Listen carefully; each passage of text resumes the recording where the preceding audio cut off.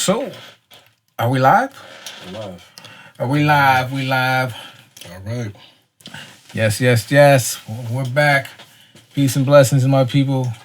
I am your brother, Shawn Strong. And I am Decarius McClearn. And this is the Groove Pavement. The Groove Pavement. Podcast, talk show, and movie review. Where we break down the Blaxploitation era, the cinematic genre, the exploitation of the black culture and experience through film and media. We'll also dive into the cast, the subgenres, the TV shows, and the music. Outside of the films, we'll view some critical signs of the time and what these stories meant then and now, from entertainment to society to economics. The Groove Pavement. Can you dig it, sweet mama? I can dig it. So we're back with unofficial episode 2. Now, we just talked a little bit yesterday about us. So now we're going to talk a little bit about the actual genre, Blaxploitation. Yes. Define that. Blaxploitation is a artistic, ethnic subgenre of movie and TV. Pretty much focusing on an all-black cast, and the plots are somewhat stereotypical, to say the least. Stick it to the man. Yeah, so those are exactly. So sticking it to the man, oppression is the backdrop of the story, and then you had a lot of these nefarious type of characters, which happen to be the protagonists. So you have your pimps, your bounty hunters, prostitutes, people that are waiting on both the legitimate and illegitimate sides of the law. So, and a lot of this came out the late 60s and the 70s. For the bulk of it, it's in the 70s, from pretty much 68, 67 to 79. Afterwards, it really ain't, especially in the 80s, it kind of weaned after the mid 70s. I feel like we're post Blaxploitation. Yeah, there you go. That's a term. But a lot of people might be wondering, where did the term Blaxploitation come from? Where did Blaxploitation come? Blaxploitation came from basically an angst from a portion of the community. It's a guy named Junius Griffin, and he was the president of the Los Angeles NAACP chapter. And pretty much what he saw was a degradation of black culture. And so he coined the term. It wasn't somebody that outside of our race that came up with Blaxploitation.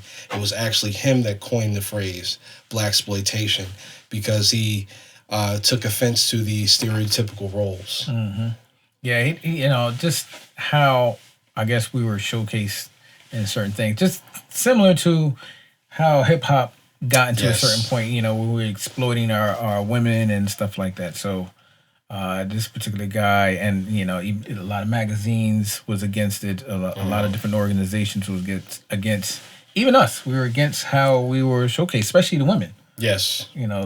Prostitutes for the most part, and before that, black women that were in entertainment field were maids, and we had the butlers and stuff. So it's just making us seem like we were just the help. And one of the main reasons why black folks were in early films was because we were singing and dancing, and we were just the entertainment to the white producers and media heads and stuff at the time. So that's what makes it a gift and a curse, because prior to Blaxploitation, you really had one representative of our actual dignity, which was Cindy Portier. Big Sid. But before that, you had your Amos and Andy, you had your Hattie McDaniels, you had your Step and Fetch It, Rochester Lightning, 10 Little Niggas. You had all those type of roles that weren't necessarily becoming of us, and so we rushed out to the theaters just to, at a chance to see something look like us, in control and in a position of authority and power. So when we talk about Blaxploitation, so there's certain movies that hit the mark that what we know of as the main Blaxploitation movies, but we're also going to talk about some of the movies that were maybe the actors were in something similar to, and also those that were these shouldn't even be in the category, but producers may use the term blaxploitation just to sell their movies and stick it in there. And we were also at the same time during those times, the 70s, we was big on kung fu and karate and Yeah. stuff. So you'll see some bootleg blaxploitation karate flicks that really wasn't kicking at all. It's quite basura when you talk Yeah. about the kung fu scenes. Yeah, so the thing is, we're going to talk about some of the main movies, some of the main actors, the soundtracks, the music, and so that goes into it. So that's just the overall. So, and we're going to be reviewing some of the movies, even though these are movies from the past, they're still relevant to today, and even not just the movies and the cinema itself, the music. Like I mentioned, for me being a media head, a sampler, a lot of hip hop heads and producers sample a lot of these songs that were either from the soundtrack or using bits and pieces from these movies. So we're gonna connect y'all with where the original pieces come from. So that's one of the other aspects of blaxploitation as well. It's the music. We're going to talk about how highly influential, how politically relevant the blaxploitation era is, and really the time. It really is a reflection of the time, and a lot of our past is very present now, given what we're going through at this point. Current events. I mean, if you go back to the '60s kind of spurns the blaxploitation era. You have the civil rights movement. You have the assassinations. You have the unrest. You have the counterculture hippie movement. Pro-black. You have your Black Power movement. So all of these things. Then you have the riots. Different uprisings in Chicago and Newark and the Watts riots. Oh yeah. So all these things kind of set the ground, the foundation for the plots that you would see in these blaxploitation movies. Yeah. So and a lot of it was, and the other thing too is that this particular genre had subgenres. There's comedy, there's westerns, there's a lot of action, Drama. there's drama, horror. Yes. and whatever we want to. So, and it is definitely a lot of good that come in. So, one of that's the good, the bad, and the ugly of blaxploitation, which is we're gonna get into now. So, the good of blaxploitation, the media entertainment field of the '70s, late '70s. What do you think was good coming out of? I think it's the fact that you saw more black faces in a more well-rounded type of aspect. Whereas, like say for Sidney Poitier, excellent actor, legendary, but he had a very sanitized version of black maleness. He was masculine, but he was more dignified than he was masculine, and he never really jumped outside of that role. Whereas when you had a Jim Brown or a Fred Williamson, these guys are masculine. Richard Roundtree, masculine, but they're also sexualized as well. If you watched Guess Who's Coming to Dinner, you would be One fishing. Great movie, but you would be fishing for the chemistry between Sidney Poitier and his romantic counterpart. Whereas with Jim Brown, Fred Williamson, you didn't have to guess. Yeah, so there's definitely a lot of aspects of blaxploitation and the actors and the not just the actors themselves, but one of the main things that for me was why these movies were made. Pretty much why they came about, the whole blaxploitation, because not every urban area had pimps or prostitutes and stuff like that, and the dialogue wasn't always reflective of how we would actually be speaking and stuff. So that was one of the main things for me, was why these movies were made, and one of the main reasons why they made these movies is because they didn't cost much to make, and the industries, these production companies, can make a lot of money off it. Just use cheap labor and cheap ways of making a film and make crazy profits. And so they exploited the people and the industry to But the other good thing out of it, not just for the working actors, but they left some iconic actors or characters that still relevant today or we still speak about today, which was definitely one of the things that we still, I guess they were our heroes in this, or they thought were our heroes in this. I mean, the other good thing is, it's funny you had mentioned the production, the Hollywood production companies, your MGMs, things like that, which were hemorrhaging money at the time. Going back to the 60s, and you had your riots and stuff like that, what you had is white flight out of these urban areas, and what you had was a strong movie base, movie viewership, rather, from black folks. And so what they decided to do was kind of placate to that audience. And the Blaxploitation genre actually saves Hollywood. Mainly Shaft. Exactly. Yeah. Superfly. But those low budget kind of B-list movies, they found that they could turn a lot of profit because they were losing money to different TV shows. They were losing the musicals. There were a lot of blockbuster flops, and like I said, Hollywood was hemorrhaging money. And here comes this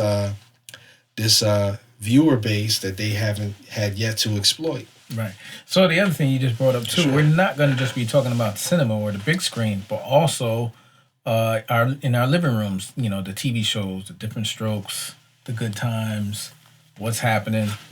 And a lot of these films, because they brought pretty much the same types, similar settings that we see every day. And, these shows come on every day, especially like the Good Times and stuff like that. And there's things within that. So also the backstories of these shows and the writings and, like the Coolie Highs and stuff like that, and their connections. So there's a lot of angles about Blaxploitation. So most people just know as the cinema genre, but we're also going to be digging in a little bit on the small screen and the TV shows and stuff like that. What else? Also, so mentioned about the good is that they gave folks jobs, but at the same time, that the jobs that they took, especially the women, which was. And I've seen interviews and stuff like that and documentaries of how they really didn't want to take these roles, but because a lot of these actors, a lot of them came from theater. Classically trained actors. Yeah, so, for them to, get into film, a lot of them took, they sacrificed and took these roles. And then, they became typecast, especially like Pam Grier. We just know her as the sex symbol, and she didn't want to be that. But I feel like she embraced it though, because outside of the Blaxploitation genre, there was a guy named Roger Corman, and he would cast her in different movies like The Arena or The Big Bird Cage or whatever.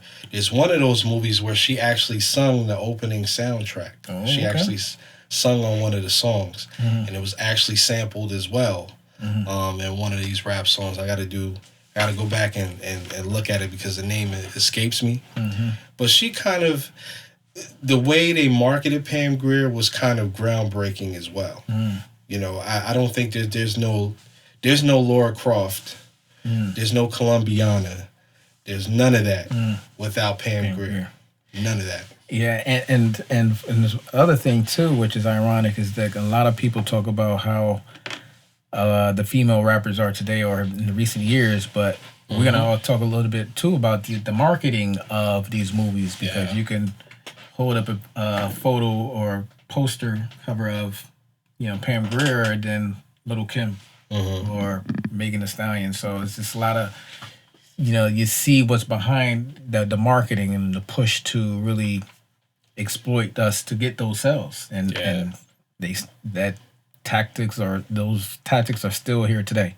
So the other thing, so that's the good, the bad.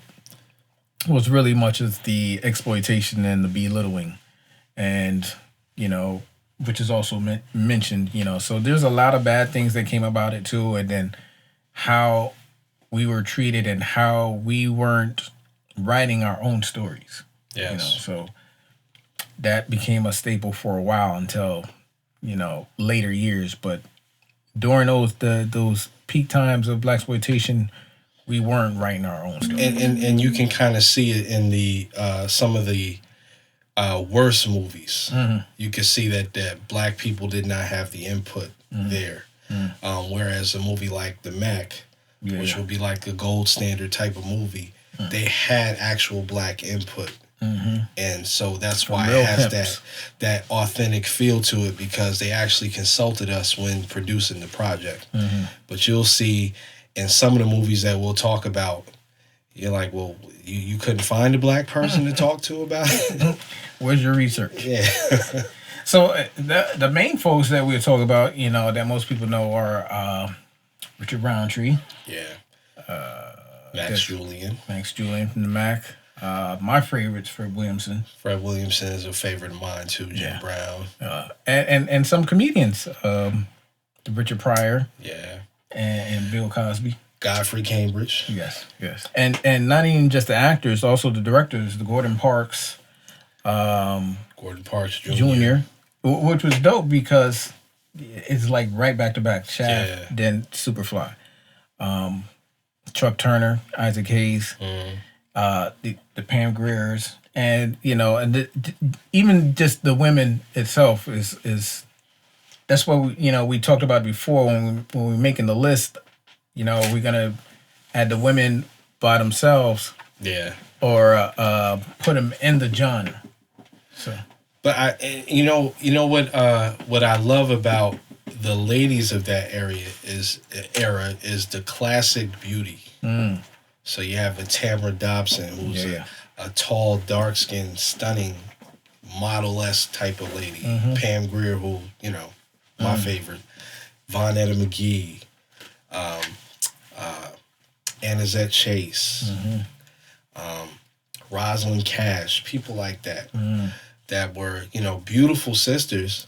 And they were very naturally beautiful sisters. Yeah, and that's the thing, you know, having that natural beauty, not so much overdone like it is nowadays, and also even that acting. Yes. Just the main movies, it wasn't overacting. You know, especially like Johnny most. You know, even the comedies. You know, my biggest. My favorites is the Uptown Saturday Nights, the Bill Cosby and Sidney Poitier duo stuff. So this is the way it was. It was like, you know, very, very organic, very funny. And you mentioned before, like how they talk. You know, naturally, it was just... It was a rhythm, too. I watched an interview with Tim Reed. Tim Reed was talking during the Watt Stacks movie. Okay. And he had, like, such a rhythm. And I noticed that it was such a... It's almost like you could put a beat to how they were talking, or put some music behind it. I'm glad you're still in. No, sorry about that. Yeah, so a lot of that is definitely dope. You know, not just the actors, but the music, the soundtrack. You know, we talked about the Quincy Jones. Yes.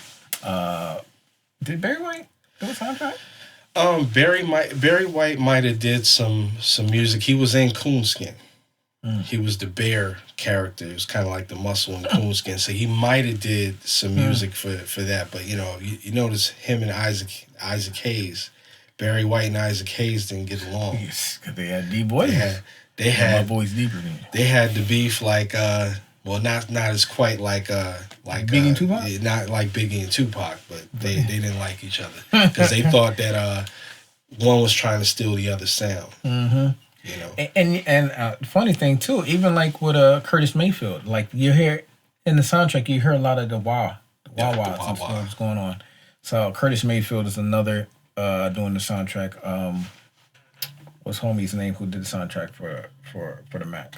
Willie Hutch. Yeah, so you know, and you get a feel of that theme, just that style. It's just and a lot of it, just like, you know, when something's about to happen in one, especially the action movies, that music get like creepy and stuff, and and then a lot of the songs. I remember watching Sheba Baby, right? Mm-hmm. And when Pam Grier's character, her father dies, they're actually singing about what actually happened. It was like the song was called "A Good Man Is Gone." Damn. So the music is definitely a height, and one of the things that's most remembered. The producers as well. So it was just a great time, even though it's like they had nothing. So we'll talk about Dolomite, and then they recently, not so recently, but Eddie Murphy did the making of Dolomite. Yes. So folks get a glimpse of what they had to endure in order to make his films, to make the movies that he wanted. And he was an older cat. So He was in his 40s. yeah, so just for them to make what they made is super dope. Iconic movies left behind. Then we watched some documentaries, especially on the Mac, and how difficult it was working with Richard Pryor, because there was a lot of drugs during those times. All the special guys that seem to be the ones that are most difficult. Yeah. What's your favorite movie of the 70s, Blaxploitation? I have a few. Truck Turner is up there. JD's Revenge. Okay. I love the Mac. Yeah. But I'll say my guilty pleasure is Candy Tangerine Man. That's 75. But Yeah. Why? why? Because I liked the complexity of the pimp character. He had a whole double life, which was different than the other pimp movies. He was a straight guy on the weekends in suburbs, but then he was a whole pimp during the. So I like that he could jump in and out of. He had complexity as a main character.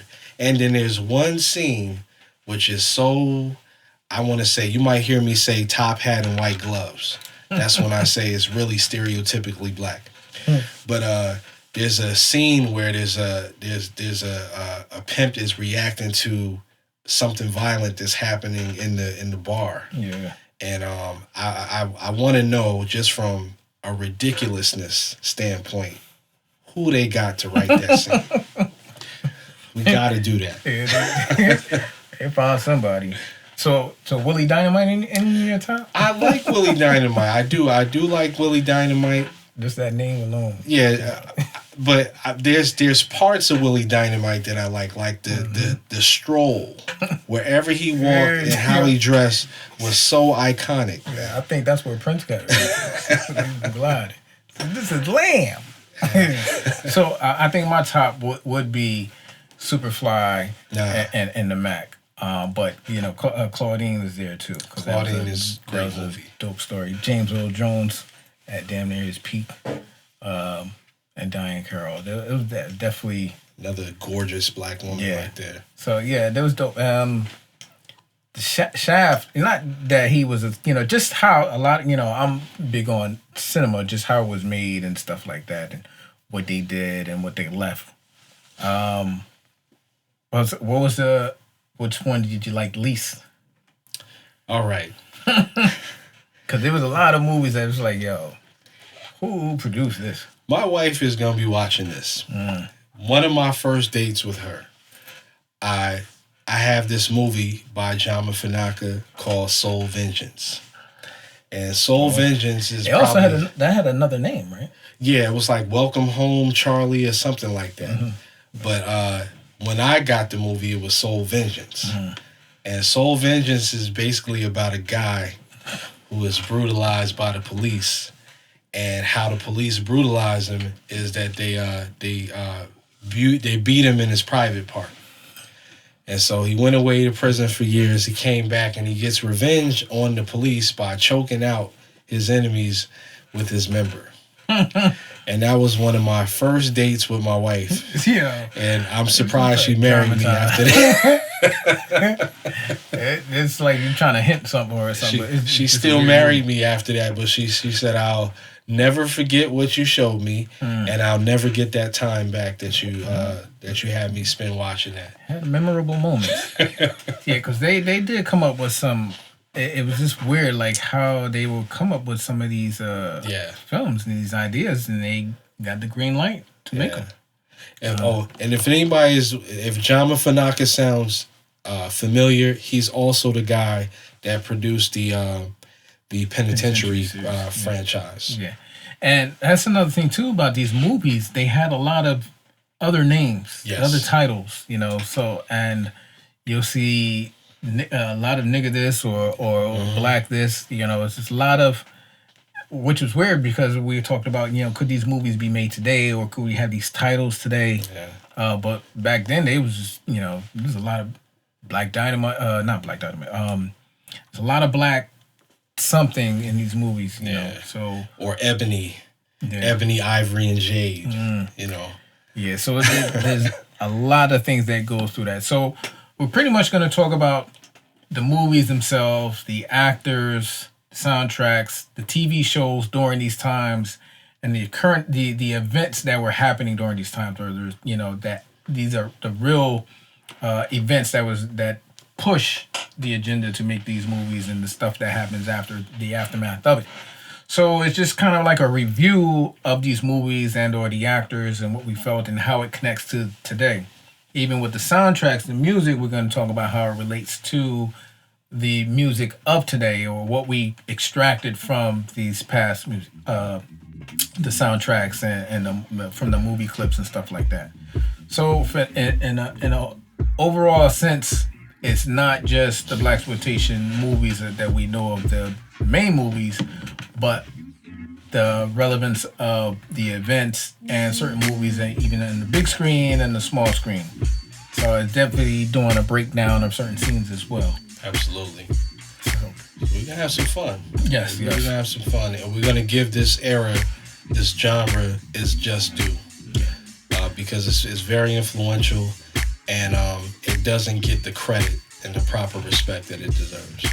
Pretty much an explanation on the Blaxploitation coming from us. All right, we're about to be out. We're about to see y'all tomorrow on another part of what we're going to be talking about, our intro. I'm Shawn Strong. And I'm Decarius McClearn. And this is The Groove Pavement. We'll see y'all again real soon. Right on. The Groove Pavement. Podcast, talk show, and movie review. Where we break down the Blaxploitation era, the cinematic genre, the exploitation of the black culture, and experience through film and media. We'll also dive into the cast, the subgenres, the TV shows, and the music. Outside of the films, we'll view some critical signs of the time and what these stories meant then and now, from entertainment to society to economics. The Groove Pavement. Can you dig it, sweet mama? Dig it.